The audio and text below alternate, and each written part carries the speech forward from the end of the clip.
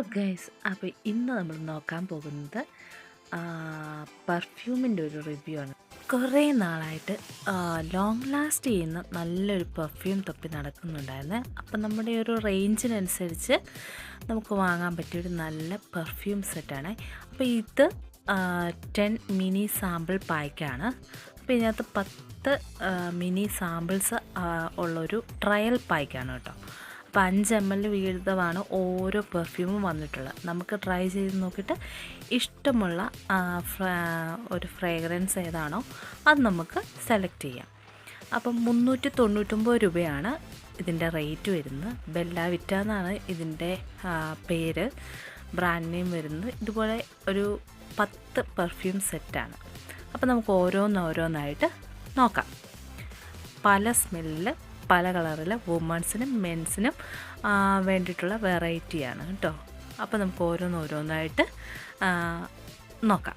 First വരുന്നത് നമ്മളുടെ CEO men എന്ന് പറയുന്ന ഒരു പെർഫ്യൂമാണ്.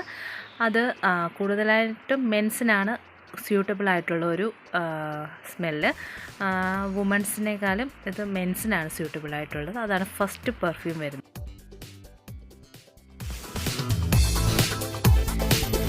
വരുന്നത് മെൻസിനെ പറ്റിയ വേറൊരു പെർഫ്യൂമാണ്.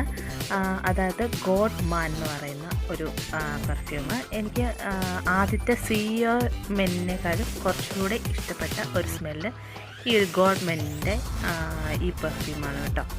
അടുത്ത് വരുന്നത് നമ്മളുടെ വുമൺസിന് പറ്റിയ ഡേറ്റ് വുമൺ എന്ന് പറയുന്ന ഒരു പെർഫ്യൂമാണ്.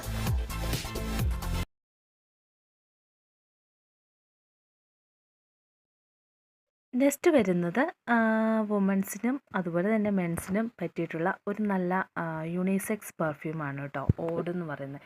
അപ്പോൾ ഇത് നല്ലൊരു ഫ്രേഗ്രൻസ് ആണ് കേട്ടോ. എനിക്ക് അത്യാവശ്യം കുഴപ്പമില്ലാതെ തോന്നിയിട്ടുള്ള ഒന്നാണ്.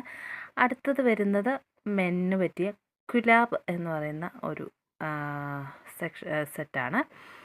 അടുത്തത് വുമൺസിൻ്റെ ഒരു സെനോറേറ്റ എന്ന് പറയുന്ന സ്മെല്ല്, അത് റോസ് സ്മെല്ല്, റോസിൻ്റെ ഒക്കെ ഒരു സ്മെല്ല് വരുന്ന ഒരു പെർഫ്യൂം സെറ്റാണ്.